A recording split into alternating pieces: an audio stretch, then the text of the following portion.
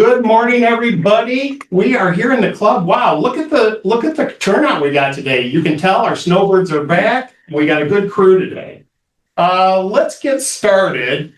Phil, why don't you tell us about your video, please? Is it that good? I'm going to stand up here and be Todd. Oh, good. Come on up.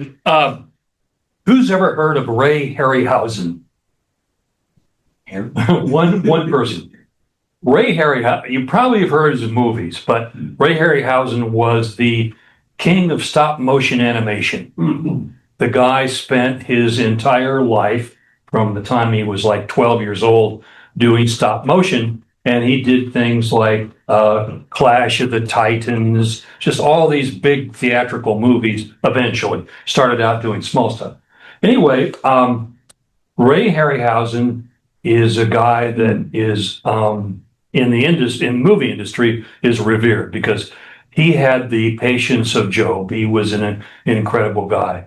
And he has currently in Tucson a display of, he's deceased, but touring the world is a display of all the animation, the dolls, so to speak, the animation objects, the krakens, the dinosaurs or whatever at this time, what's it called, Tom? The miniature time machine. Oh, okay. Yeah. Time Museum? Time Museum, yeah. Okay. And it's a on the club's tour schedule. And I'm not sure when is that, Tom? It's early January. I'm looking up the date. One of many I've been working on. Anyway, I think it's January 8th, but I'll confirm that for you. I'll put that in the summary. And so on the whatever date did we arrange, Tom? Sometime in December before. Well, I sent you an email. Yeah. Anyway, sometime in December after this class, I'm going to do a presentation on it. But today I'm going to just show a real short piece, like 5 minutes, on the show. Nice. Which you can all go to see, and I'm not promoting it or whatever. Tom's the promoter. Anyway, here's a quick look at the show in Tucson of Ray Harryhausen's animation objects. So, there are all these really bizarre fantasy characters that he put into motion pictures. He worked with somebody you may have heard of, Willis O'Brien, who's the guy who did King Kong originally. Then he did the animation on the second Kong movie called Mighty Joe Young, and from then on he did films all the way into the 80s. So here's a look at the show that you can go with Tom and his crew or whoever runs that thing. Yeah, what we're looking at doing is having Bill's presentation on December 15th. 15th, there you go, okay. And then the field trip is going to be on January 8th. I knew that. I knew too, just not what I'm talking about. Here it is. Here's the show that's now showing in Tucson. All right, let's check it out.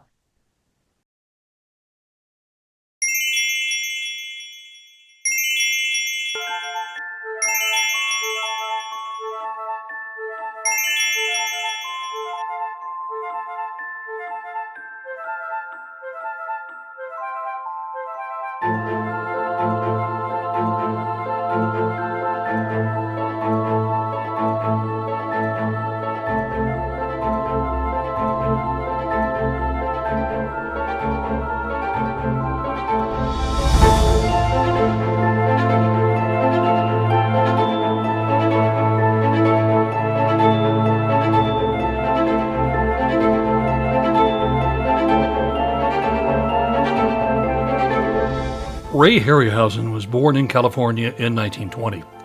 In 1933, he saw the stop-motion animation film King Kong for the first time. He was hooked. He would spend his entire life moving small puppets a few fractions of an inch at a time and capturing the movement on film. A small part of his legacy has been touring the world for several years. These are the well-preserved remnants of his film career. The exhibit allows you to see the actual models that he used to create a wonderful world of fantasy. From dinosaurs to mythical creatures, these display cases contain his sculpting and constructing genius. His 16 feature films took movie audiences into places they could never visit without Ray's help. The Harryhausen Foundation has restored and preserved creatures from his very first feature, Mighty Joe Young, in 1949, to his last film, Clash of the Titans, released in 1981.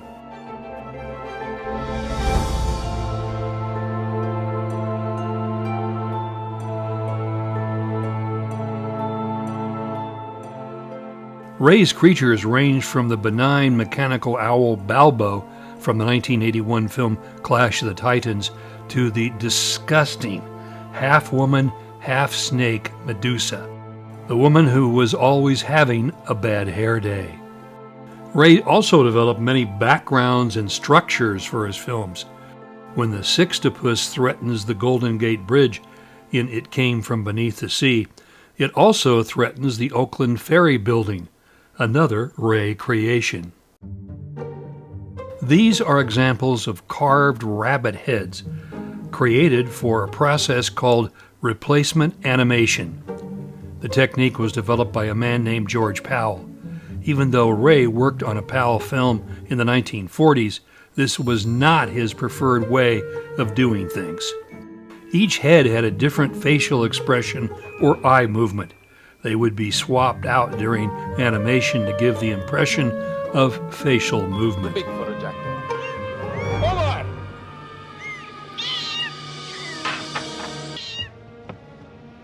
Captain! Cast it over the side. It is evil. I feel it. The display also contains the mysterious prop necklace worn by John Philip Law as Sinbad in The Golden Voyage of Sinbad. The necklace was dropped from the sky by a passing bird. The necklace was the key to many of the film's mysteries. For 1977's Eye of the Tiger, Ray departed from his usual all-stop motion technique and put a 7'3" man in a resin suit for some of the shots of the Minotaur.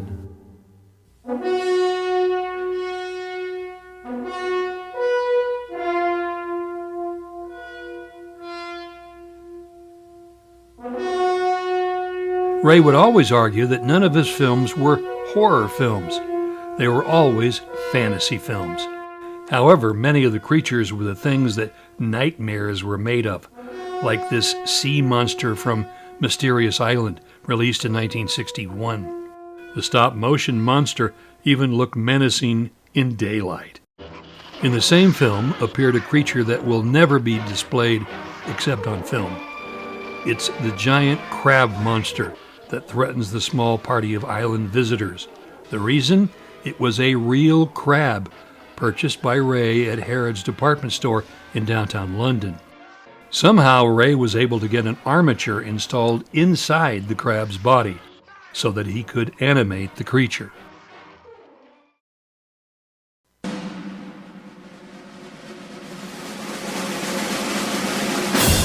Ray eventually moved to England, where he set up shop.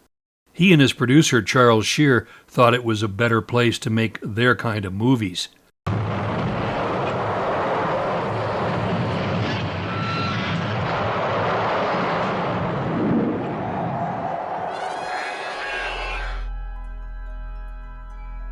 First Men in the Moon didn't utilize a lot of Ray's animation, but it did feature a spaceship or two and some pretty weird moon creatures.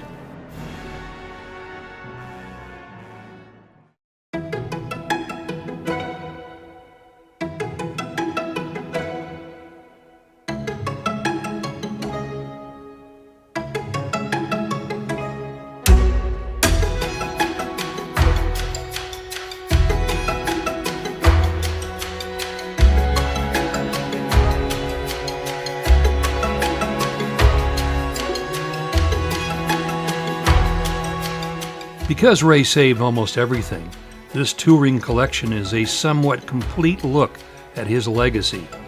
A legacy that entertained millions for years and will continue to spark the imagination of moviegoers for the imaginable future.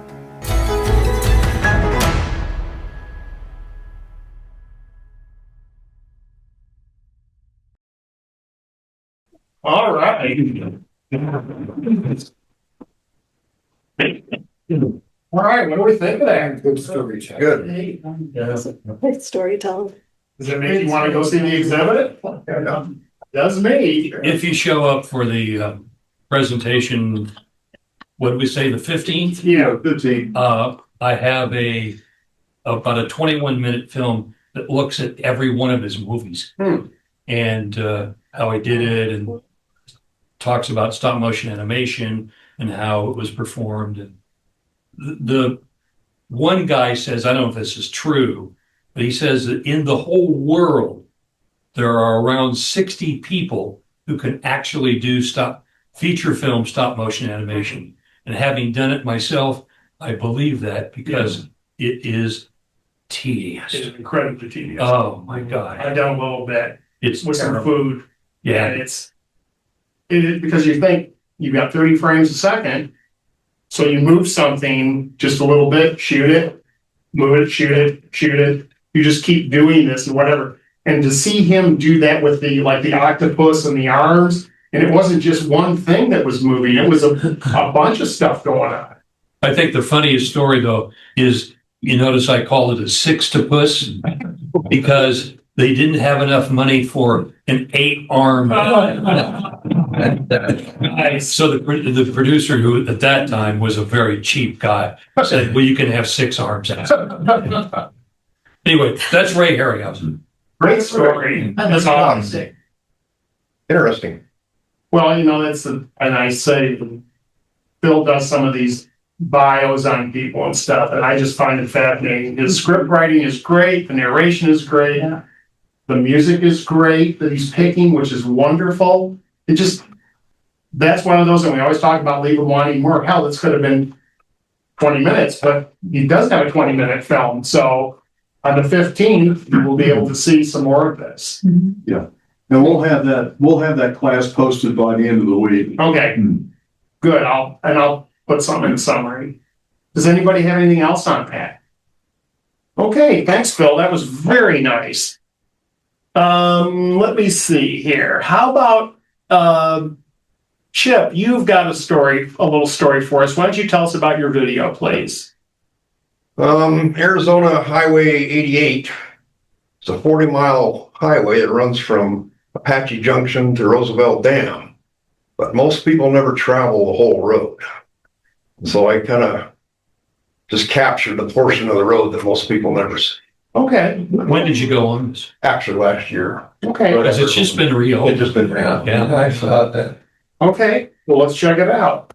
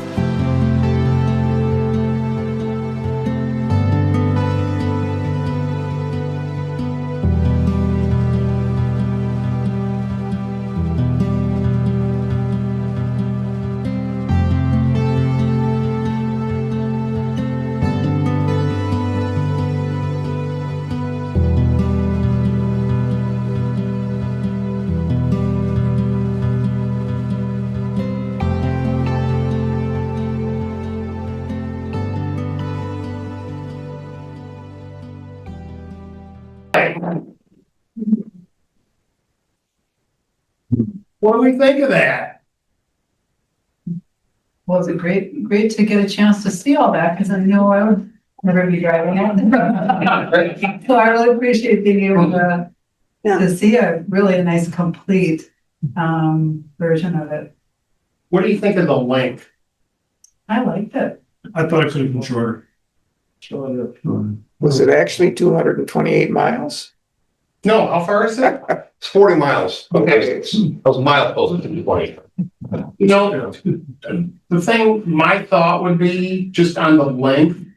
When you show us you got like a sequence, you're going down the road and stuff, which is great. Yeah. Give us like 15, 20 seconds, then give us another section, Okay. kind of a thing. Pop it up a little bit. Well, it just, Edit it down. I think it just, I always talk about pruning, you know, and kind of just trimming it down a little bit. A shot that goes too long, unless something really spectacular happens, to me, if you give me that 15 or 20 seconds, then go. As an example, when you had you pulled off to the side the first time because the cars come up, which is cool. Well, then you had a second car come up. Well, I'd get rid of the second Cut car. that out, yeah. Yeah, just give us the first car, kind of a thing. Okay. And I think that would just, I don't know, what was the length on that? And just short of 11 minutes. Yeah, I mean, if that comes in about 5 minutes, I think it's a much better video. Okay. Yeah, I think it would have been fun to see the car with somebody up here taking a picture of him with his hand up taking the picture. well, and he had his poles, he has pole and he has Yeah. GoPro, right? Yeah, it would take another person to. Well, that would have been that, well, they could have done it at a stop, that would have been fine. Yeah. You know, the other thing, and I maybe think about too, because at some point when he's got like a rod, he's got his GoPro mounted to the top of it, what is it, about 3 foot? Yeah. Okay.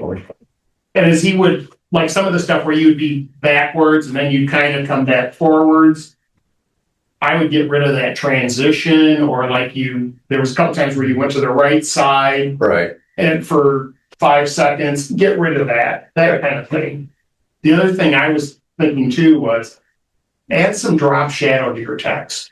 Okay. It'll help it pop a little better. Some of the text he had was fading in and fading out, which was nice. And then some was very abrupt. It was just a hard cut. And so see about adding a fade in, fade out to your text. You got this tranquil scene in terms of the beautiful canyon area and stuff. And you got this very mellow music, which I like. And then you kind of have these hard cuts with the text. It's kind of really abrupt for me. Okay. So that's a thought. The other thing I would say too is there was a point where you had your song going, the song fades out, Right. and you're still showing us video going down the road. And then about 5 seconds later, the song starts up. It's the same song. Yes. Try to, if you're going to do that and you're going to come back with another song, try to do it during one of the fade outs. So that it kind of, because all at once the music kind of stopped. Yeah. And I'm thinking, okay, is it over? And then all at once now the music starts up again. So. Hey, could you get a car crash in there? I left it out. Yes. What was good is he did turn the camera so we could see the advanced part of the road and the cliffs. And that was, it gave you the experience of actually driving the road. Sure. Oh, definitely.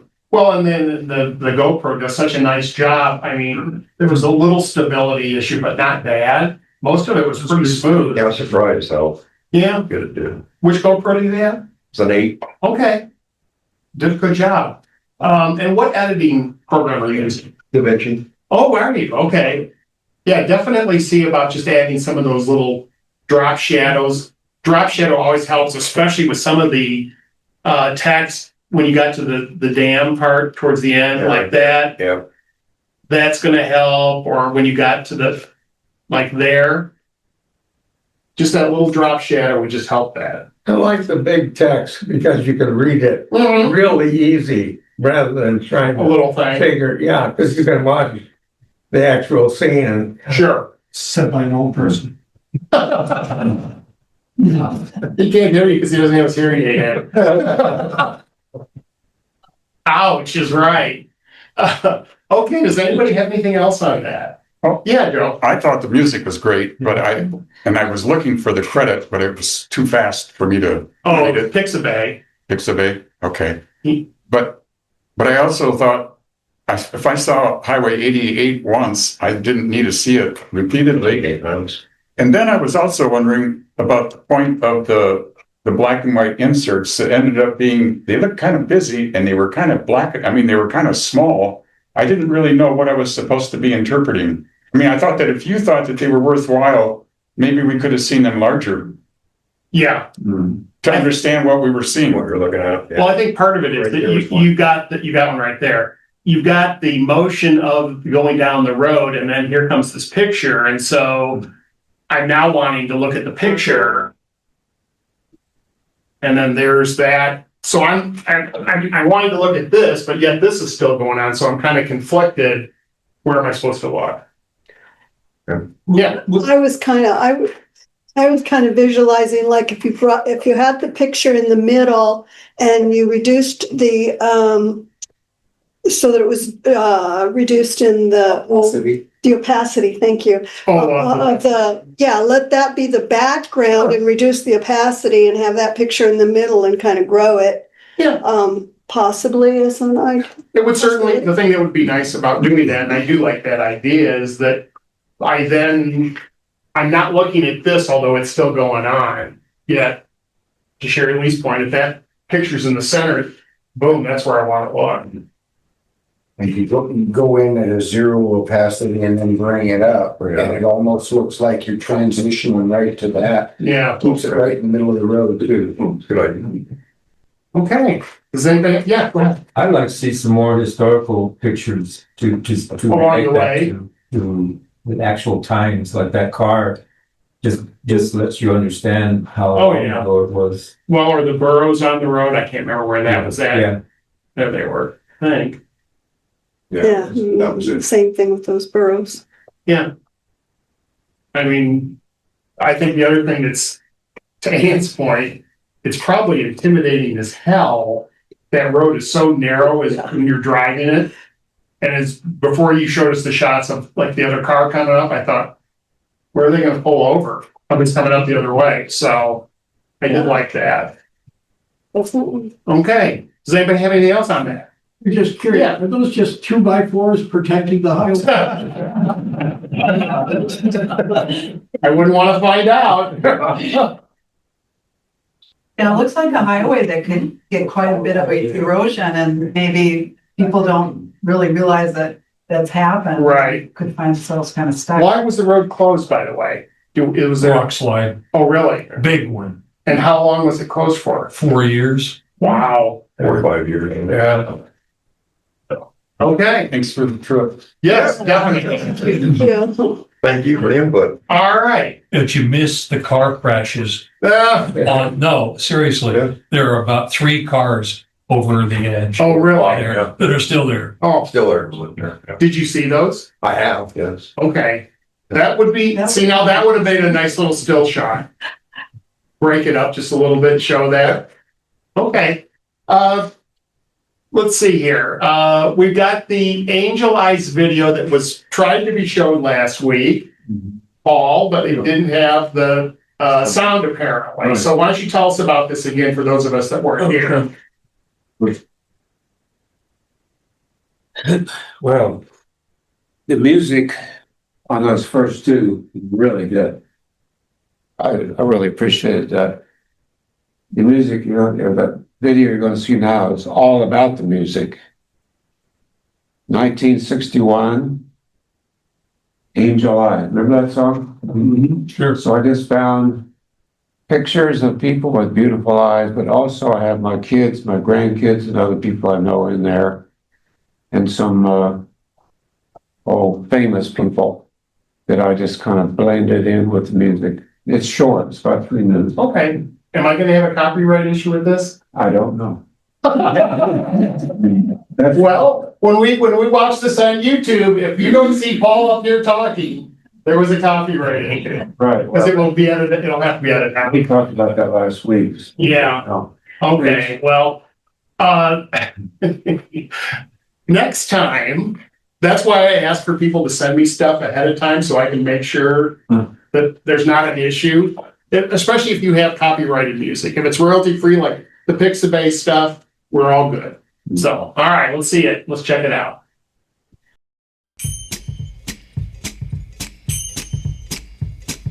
Pretty little angel eyes, pretty little angel eyes, pretty little angel, pretty little angel, pretty little, pretty little, pretty little angel.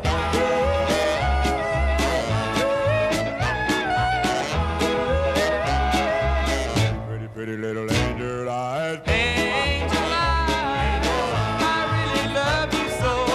Angel eyes, I'll never let you go because I love you. My darling angel eyes.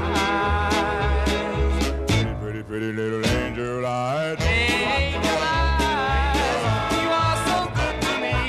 And when I'm in your arms, you feel so heavenly. You know I love you, my darling angel eyes. I know you were sent from heaven above to fill my life with your wonderful love. I know we'll be happy for eternity. 'Cause I know, that our love is really real. Angel eyes, I really love you so. Angel eyes, I'll never let you go because I love you, my darling angel eyes.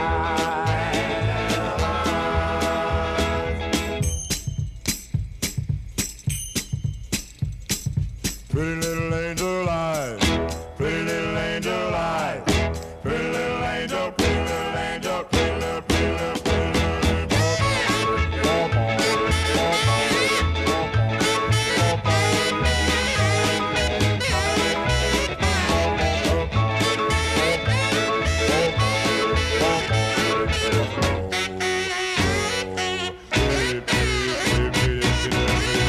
Angel eyes, I really love you so. Angel eyes, I'll never let you go because I love you, my darling angel eyes. Pretty, pretty little angel eyes.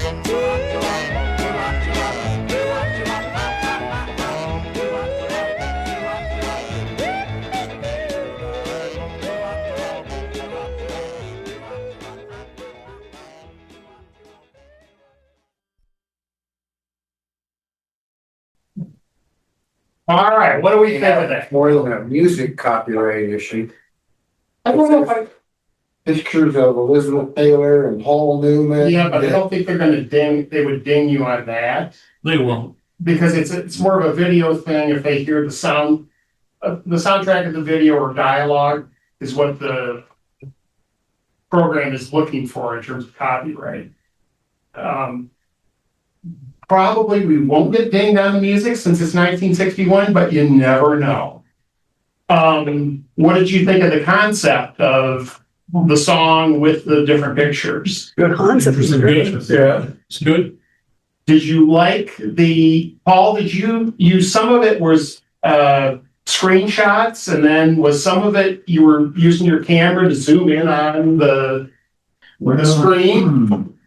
Yeah, There was like some stuff that I saw in terms of like this, you're getting this, which is that. those are internet shots somehow that I've downloaded. Oh, really? It's a still image? Yeah, still images. And a lot of them are my kids, grandkids, my wife. Elizabeth Taylor was my girlfriend. You do get around, by the way, if that's the case. You know about this? About half of, maybe a third of them are people I know. Okay, I took pictures. okay.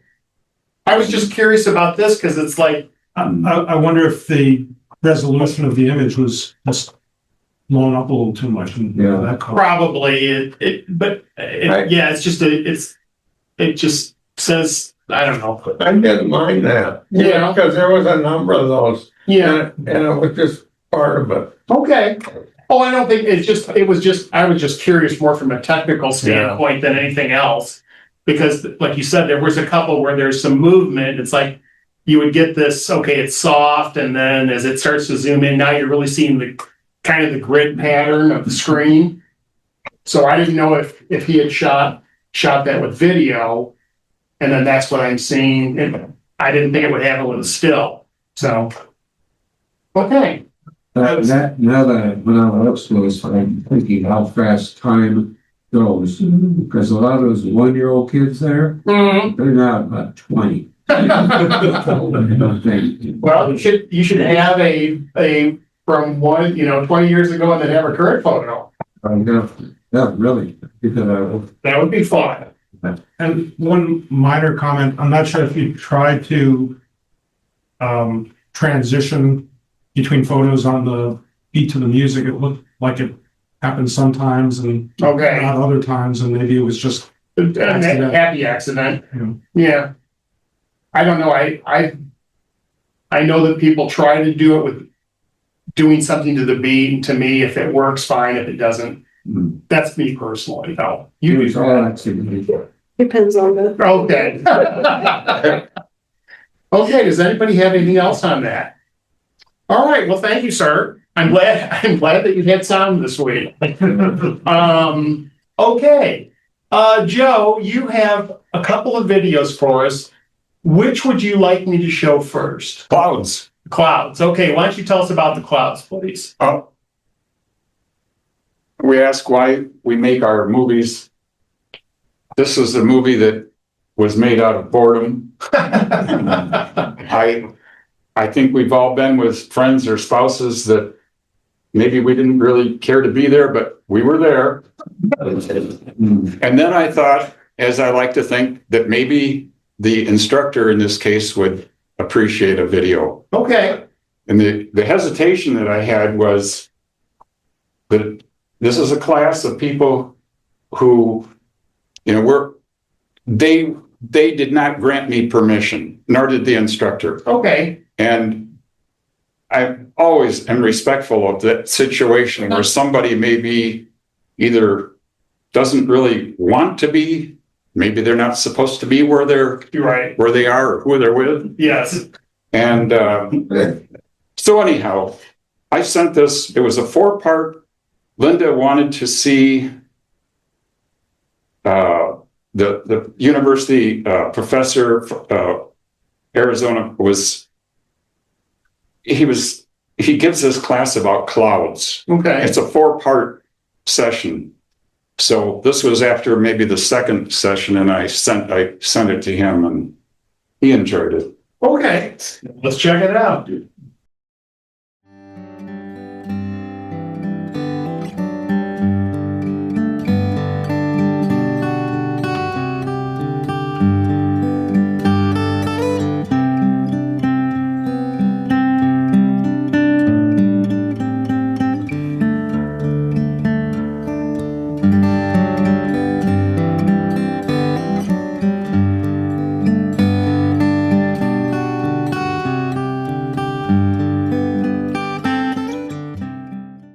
Behind that saguaro cactus, you see that little cumulus cloud there? That's a little baby wannabe cumulus cloud, hardly a cumulus cloud. And off to the right of it, near the light pole, is a more cumulus congested. So it's very complicated. You've got all kinds of stuff going on today. Well, some of those clouds tell me that something's on its way. Number one, compared to 2 days ago, there's a lot of cloud cover. Number two, I'm getting at multiple levels, okay? Not just cirrus, but altocumulus and maybe even stratocumulus over here. And number three, I'm starting to see some cumulus congestion. Oh, hello, you want to be a cumulonimbus. He's starting to spread out, okay.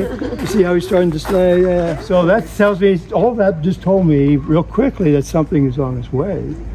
I looked at a forecast yesterday, we had 13 inches of rain. I know, that was That would have been the end of Arizona. Now, next time we're going to talk about why some of them never make it, despite their ambitions, and never become cumulonimbus. But not today. Yeah, so there you go. So next time we see it, all hell will have broken loose and we'll be back. See what's left of us. My personal forecast is it's going to start raining here before the sun sets tomorrow. Okay, but not much. Most of it's going to be in northwest Arizona near Las Vegas. And it's going to be flood producing. That's from Priscilla. First of all, even Priscilla itself is not producing the copious rain over Vegas. Is that trough coming in from the Pacific, which I'm going to show you guys, interacting with. Well, maybe Channel 4 is the one to watch. And then, has Channel 4 talked about Raymond yet? No. No, say that's a big mistake. Depends on how much fun they have too. So watch the weather tonight.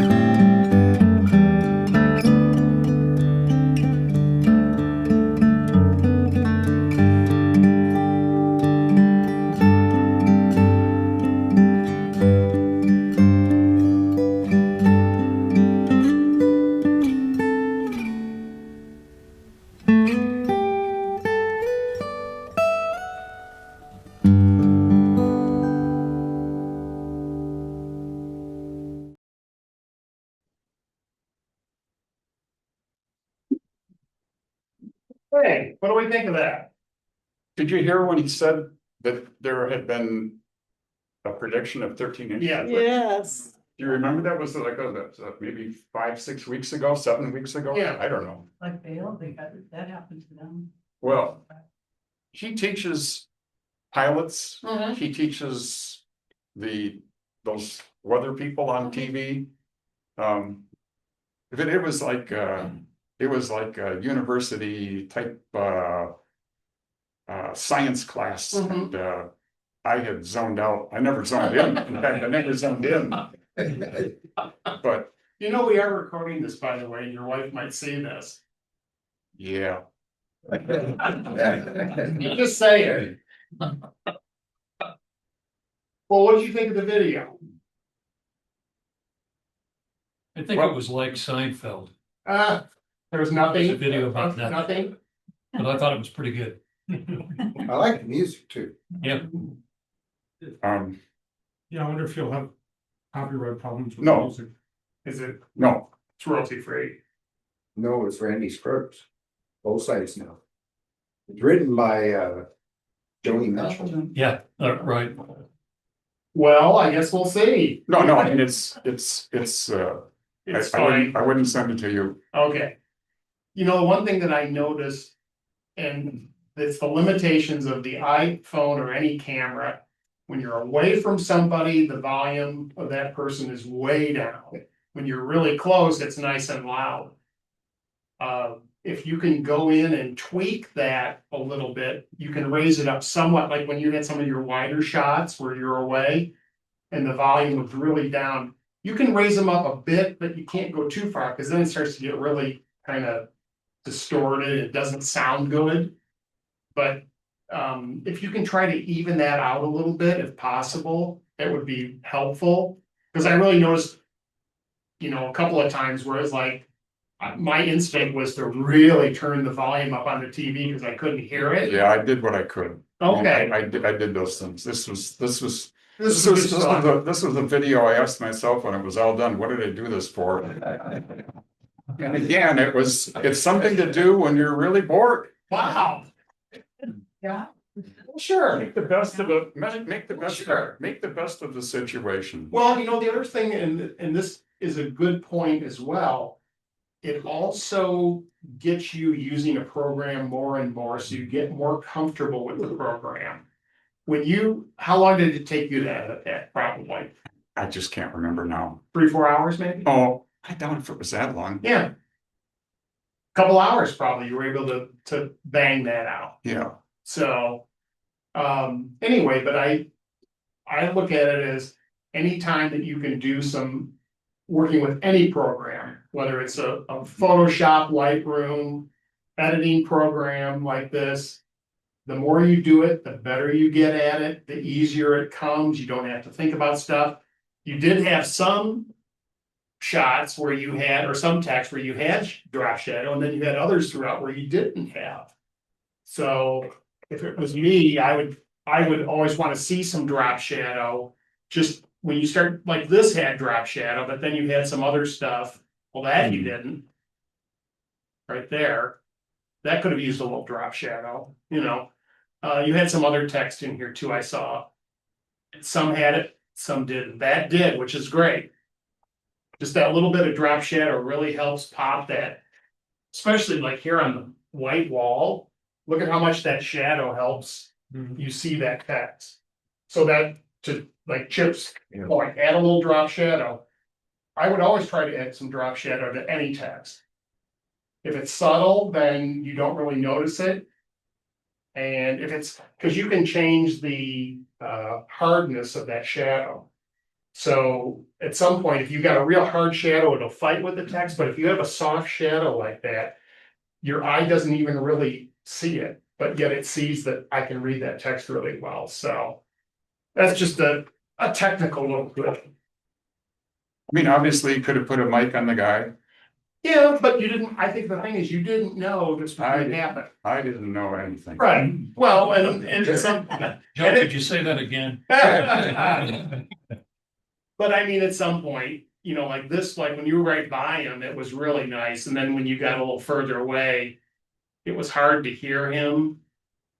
But Does he constantly change T-shirts, or what is he? Oh, Guess when I what? sent that to him, his reply was, Guess what shirt? thanks, but he said, I'll never wear T-shirts again. Oh, And I didn't even notice it. I mean, I didn't notice what they were weather related, but Well, I think you should have retitled it Professor Isobar. I think he lives in Green Valley. there you go. He's a character. Yeah, oh, definitely. Does anybody have anything else on that? Well, Yeah. so when you were up close to him and it was a big shot of the side of his face, what I'm seeing is hearing aid.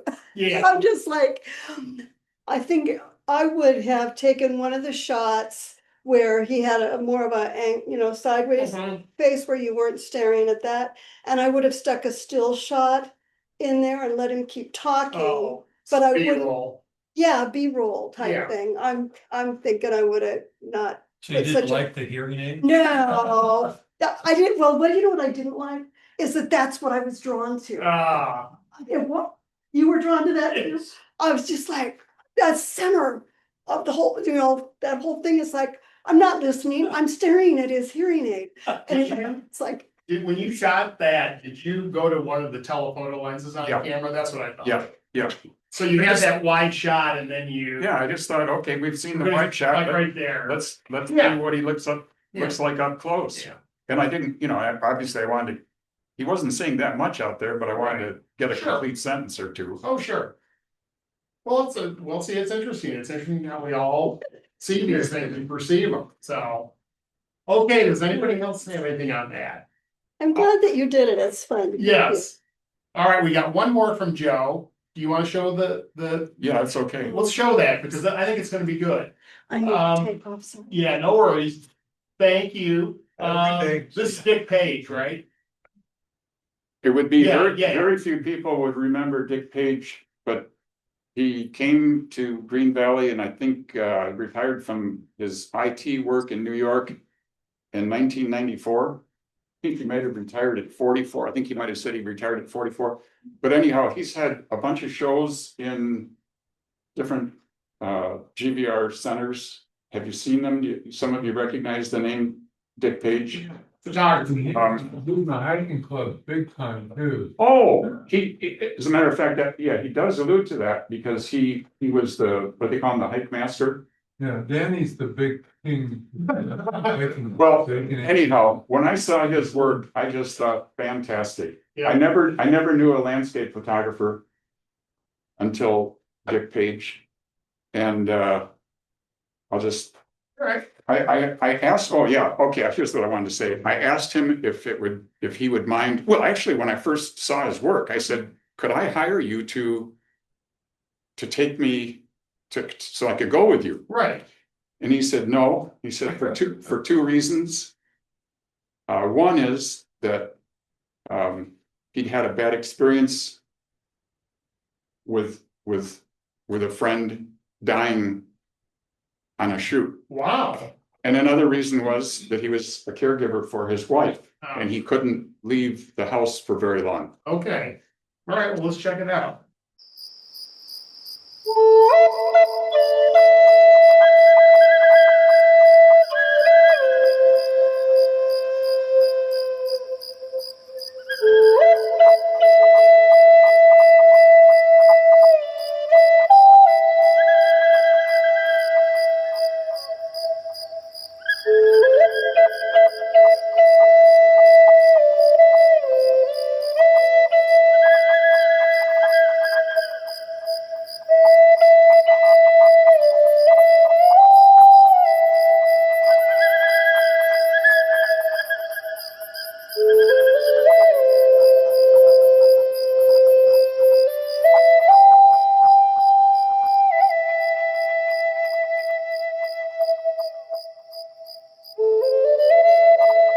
How I got into photography was, I was doing hiking and a hiking guide. I was for Pima Community College. I was their hiking guide and tour guide from 2000 to 2009. All right, and I used to be the hike master for the hiking club. All right, in 2002. All right, I was for a year the hike master. So. And then I used to go out and backpack and take people out. And then when I had time, I'd go out on my own. I go out for 7 to 10 days at a time. And my wife just never got to see me at all. And she was starting to get a little pissed off at me, saying, you're always gone. I'm here by myself. So she just couldn't understand why I was always going someplace. So I decided at that time, I had never done photography in my life. I had never over the camera. I didn't know how to operate it. I didn't know what an aperture was. I knew nothing. I mean, you talk about stupid. I mean, I was number one. And I bought an Olympus 3 megapixel camera, point and shoot, digital. And I took it with me on my next trip and I took pictures, all right? And I was photographing different things.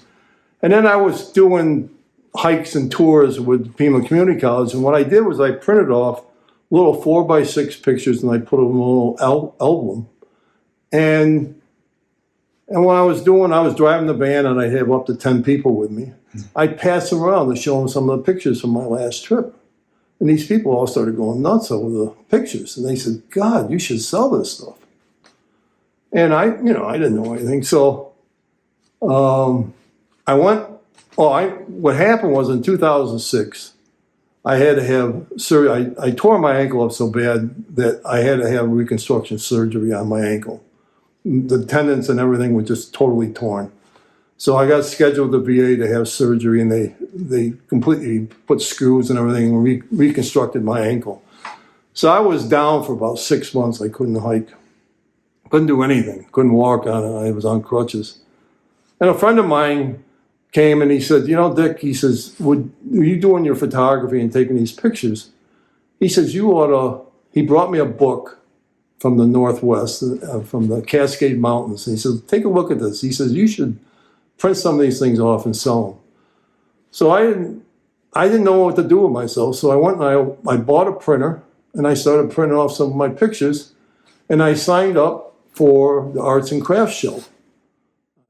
And went and I did that in the fall of 2006. And all I was doing was selling 16 by 20 matted prints. I sold $1,500 that day of my photography. And I'd say, hey, maybe there's something here, you know? And that got me into doing photography big time, right? And at the same time, I got a call from a guy named Tom Wiesel, who was a famous photographer, wildlife photographer.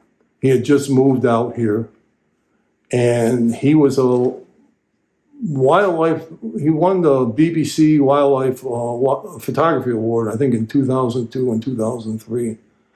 And he contacted me, he heard about me, and he says, I'd like to hire you to take me around and show me where to go to do. He says, I want to get into landscape photography. So I said, fine, you know, I'll take you wherever you want to go. So we started going out. And I was watching him do his photography and everything. And, you know, he had all latest and greatest Canon gear and all that stuff. And I had my little point and shoot. And, you know, I started looking at his photography. And one day he was setting them, I took him over to the Huachuca Mountains for fall colors in Miller Canyon. And we got in there and it was a really nice year and all the maples and everything were beautiful and everything. We went in there and he was really excited and he was shooting it up and everything. And he was sitting there and he had a tripod set up and I looked through his viewfinder. He had a Canon 1D Mark III. It was like a $8,000 camera, you know.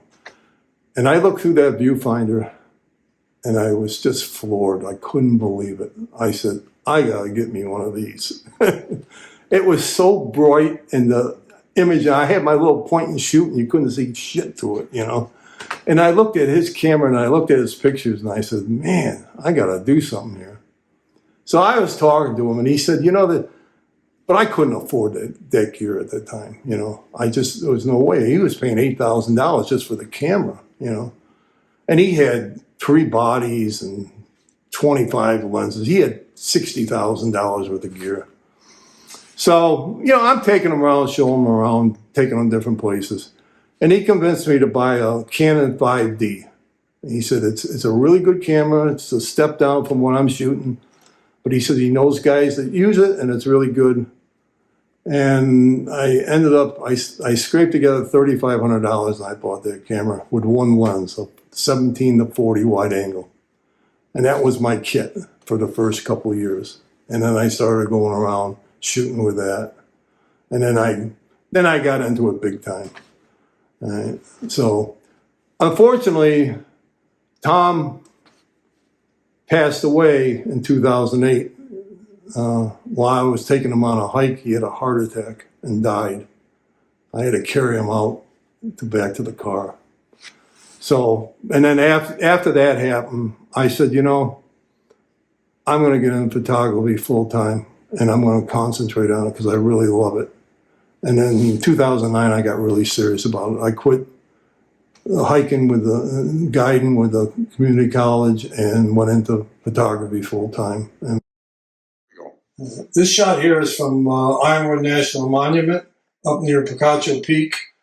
I found these Roadrunner eggs. I was actually taking Tom Wiesel that I talked to you earlier about, the professional photographer that was hiring me to take them out. I use mainly Lightroom. I import everything into Lightroom. I got 93,000 images all in one catalog. From 2006 to 2025, any photo I can access on my computer. I do 95% of my work in Lightroom. If I do night photography, I use Photoshop. Yeah, this is my 800 millimeter f6.3. I do most of my wildlife photography with this. It's a great lens. It's expensive, but it's worth it every cent. The way I found out about this, it was through Ron Stein. He sent me a picture one day, a really nice picture of him flying in with a lizard in his mouth, and I really liked it, and you know, with the swirl and everything. And I said, So I contacted, I said, Ron, I said, how did you hear about this place? And so he told me, he said it was some woman at the camera club who was a birder. So he told me where it was.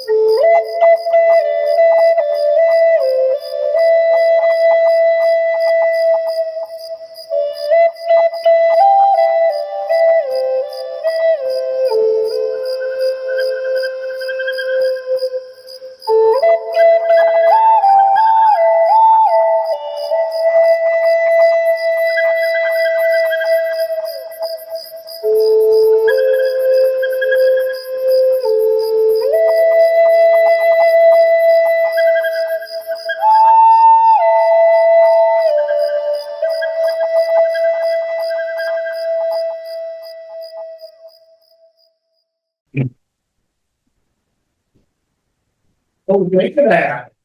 Very good. Excellent. Good interview, Joe. Great stuff. Excellent. Good interview, Joe. He has the photographs of the car wash. Yeah. Yeah. Yeah. Just, I feel so inappropriate that he's got magnificent photos of a car wash.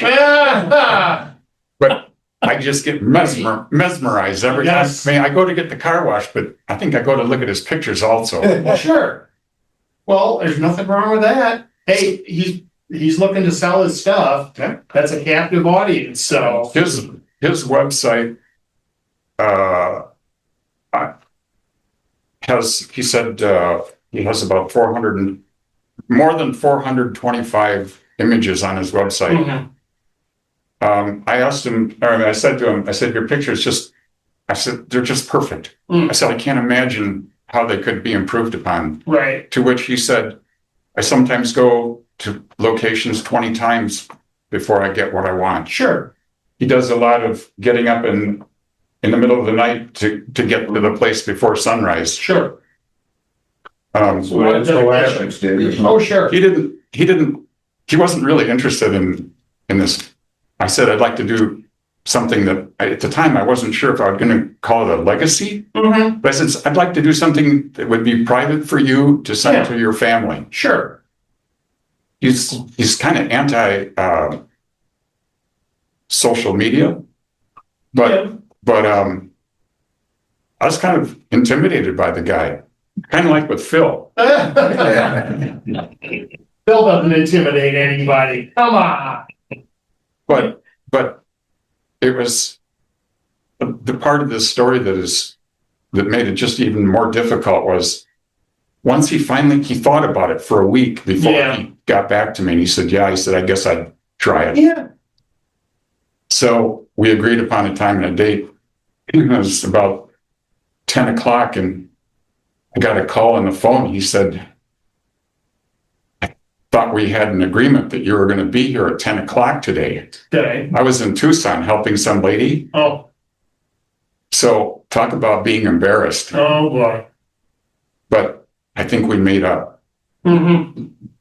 The one thing that, I saw one goodie. I got two little thoughts. Your bestseller shot, wherever that was, you got that black edge. Oh, really? See, you're on the right side. No, Your no, I didn't see it. I didn't see it. Yeah, I do now. If you can fix that, that would be great.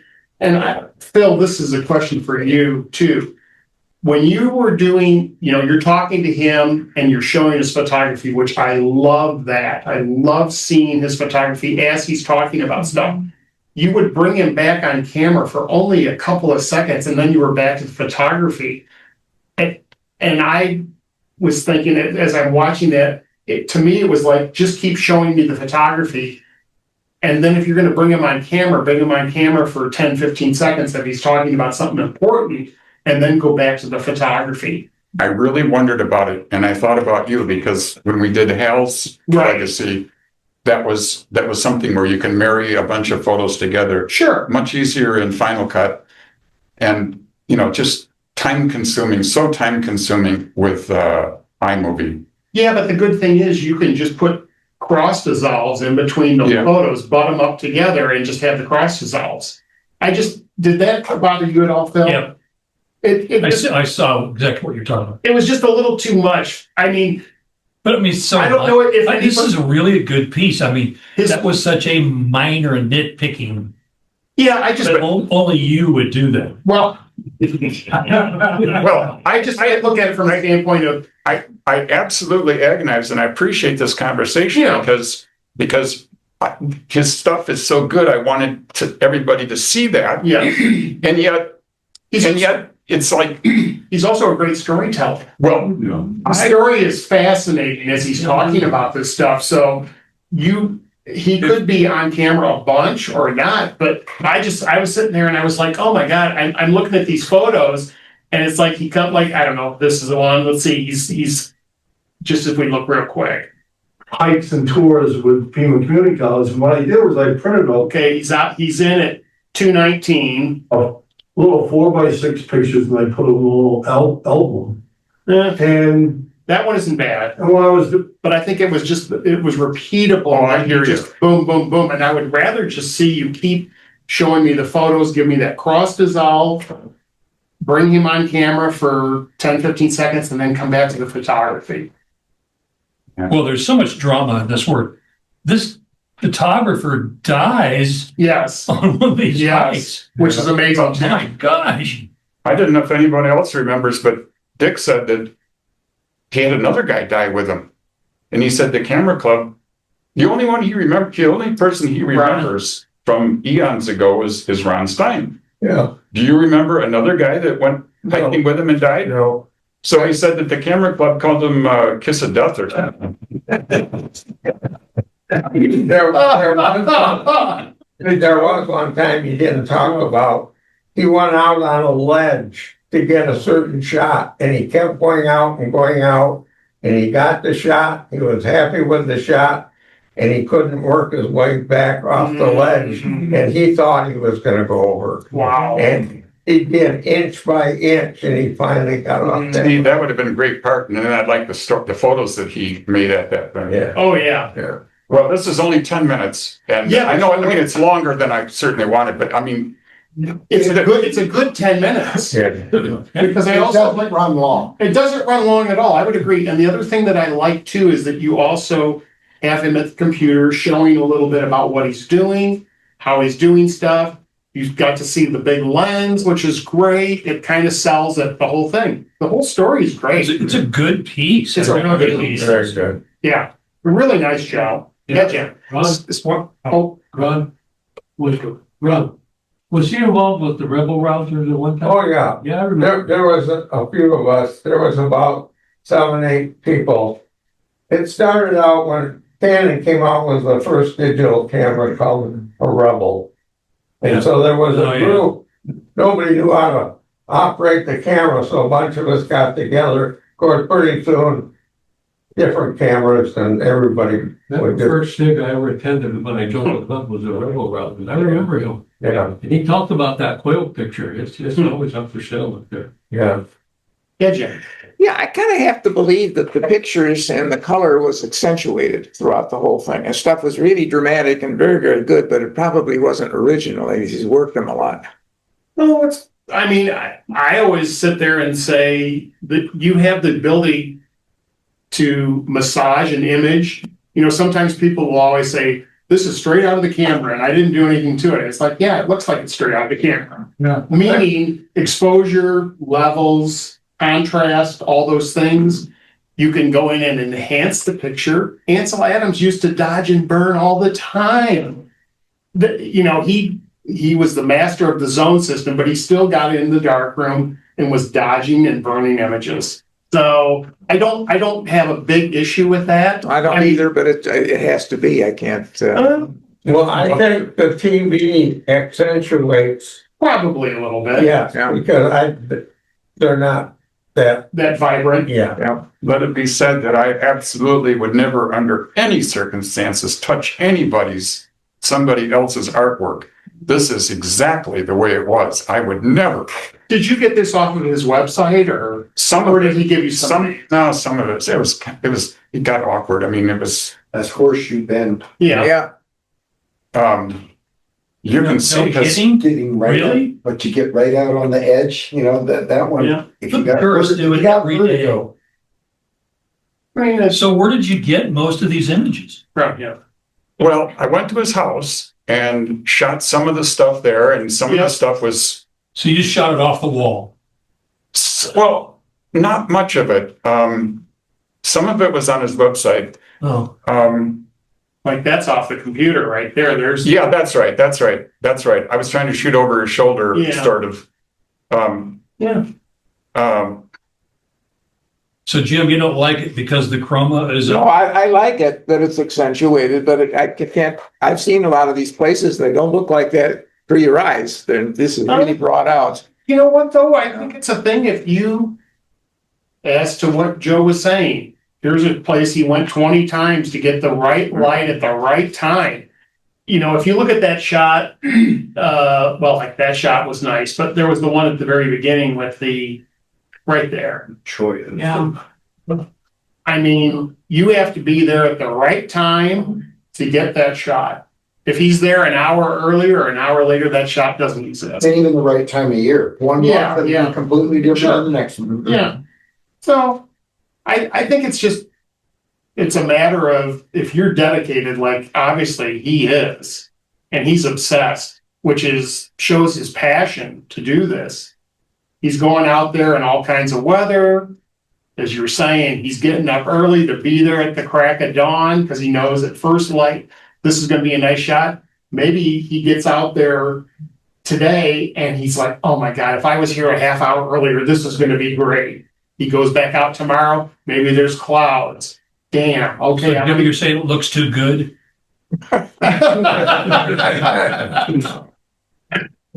I'm serious. I mean, I think it's a matter of taste. I think he saturates his images, but you know, that's clearly artistic.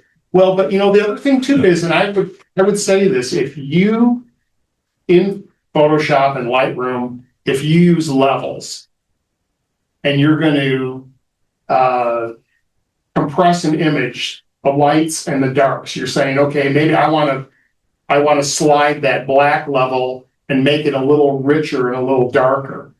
It's amazing what contrast does to an image and how much it really will just make it a proper image, so to speak. Yeah. And you get this amazing color sometimes out of images and you're like, it might be real flat, but once you go in and do your work, it's a great looking image. So, yeah, I mean, I personally, I love what he's doing. It's just beautiful, beautiful photography. I think we may see him coming in here. I was trying to sell him on the multimedia. Oh, okay. He's never done it, but now that his wife has passed and he's getting stuff, you know, getting back to. How long ago did you do this?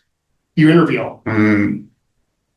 3 or 4 weeks. Oh, wow. And his wife has passed since then? Yeah. No. I mean, just before that. He did say that he started taking a couple of videos. He never did. Oh. And he was thinking about trying to do so. Okay. You should invite him out. Well, I certainly have, but he said that Monday mornings he's been tied up, but that Wednesday mornings I think that he's going to the nature. Oh, he's into nature photography. Yeah. He calls himself landscape / nature. Sure. So he's found that a joy and good and beautiful work. I mean, it's just stunning, absolutely stunning.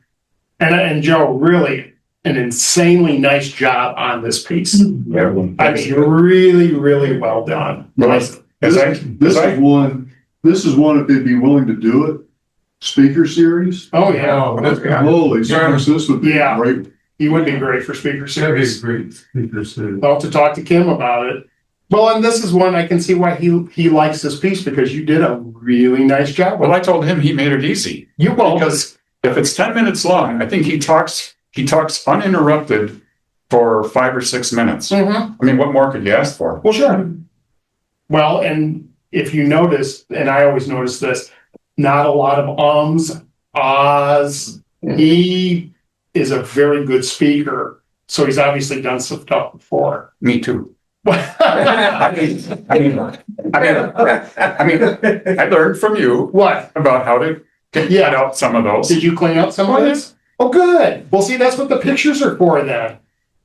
I didn't even notice that. Meaning that if you go in and you cut out some of those those and pauses and you kind of compress everything together, he comes off sounding unbelievable. If you didn't tell us, I would have said, damn, Dick's a good speaker.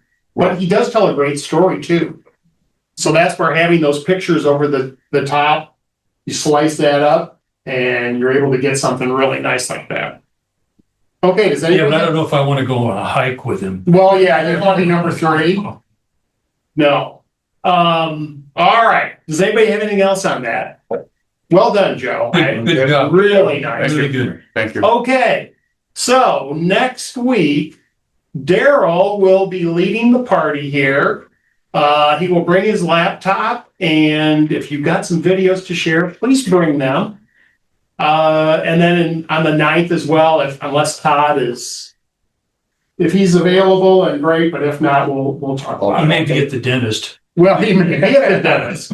All right, everybody, have a great Thanksgiving, and thanks as always, and we'll see you here at the club. Bye-bye.